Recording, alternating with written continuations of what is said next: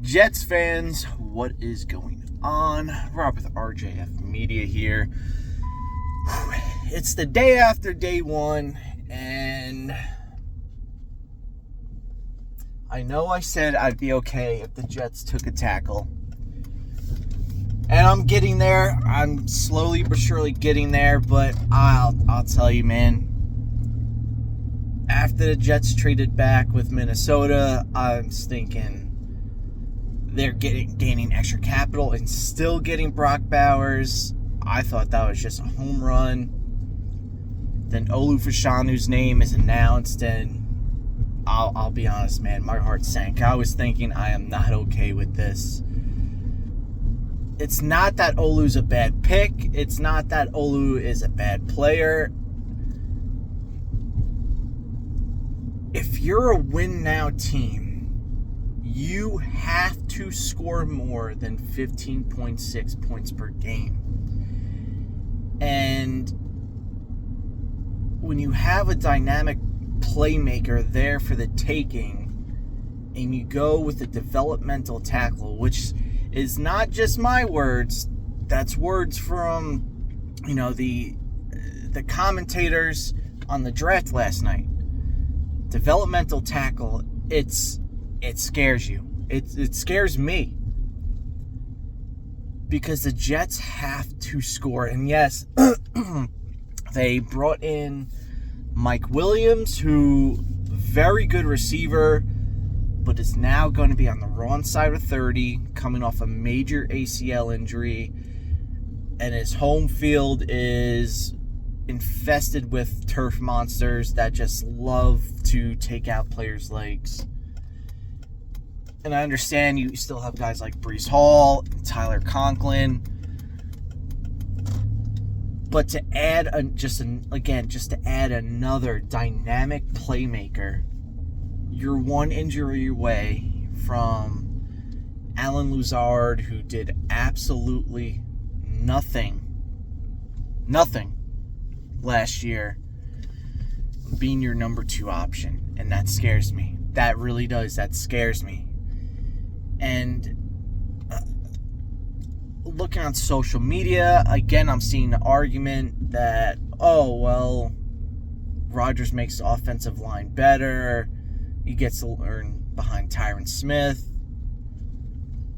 And to me, again, it's just, okay, you're saying these things, so why can't that be possible for a tackle in the later rounds? Why can't that be possible for the tackles that we have on our roster right now? Again, granted, like I said in my video yesterday, look, I do not expect Warren or Mitchell to be all pros, Pro Bowlers, future Hall of Famers. I don't expect that, but could they have been adequate backups? Could they have been sufficient and held their own for a few games when they eventually will be called on? Because Tyron Smith has not played a full season in how many years? I think so. Why not? Why couldn't they? But you know what? Can't cry over spilled milk. It is what it is. I'm slowly coming around to the idea of Olu. I'm going to root for whoever's on this team. Like I said, Olu's a good player. It's just now you're hoping and expecting when Tyron Smith goes down, that this rookie tackle is going to come in and keep the same flow and pick up basically where Tyron Smith left off. And I think that's a little unfair to a rookie tackle in a win now year to expect those things. And it's difficult. It's difficult. Not many rookie tackles can do that. Look, maybe he can. I don't know. He seems like a smart kid. Maybe he can. I know his pass blocking has been really just a standout in his time in college. I think for the long run, Olu is a better pick.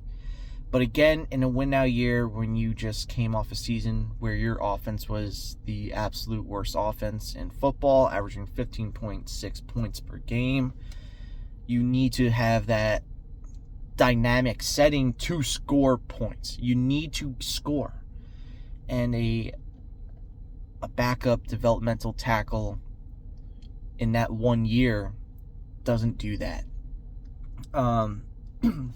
And what scared me a little more yesterday at the end of the draft, well, the end of the round, is seeing guys like Xavier Leger and Ricky Pearsall going off the board, who a lot of people, including myself, like, and kind of expected to maybe be there for a trade-up option or maybe even somehow fall to us at 72. So now I'm thinking, is there going to be run on these wide receivers? Because, if so many Jets fans and Jets commentators and analysts and everything like that really like these guys, probably a lot of other teams like them too. And that's why now you're hoping that a playmaker, more notably a wide receiver, falls far enough to a position to where you can trade up. And now you have to hope that you don't have to overpay by giving up like a third and 2/4.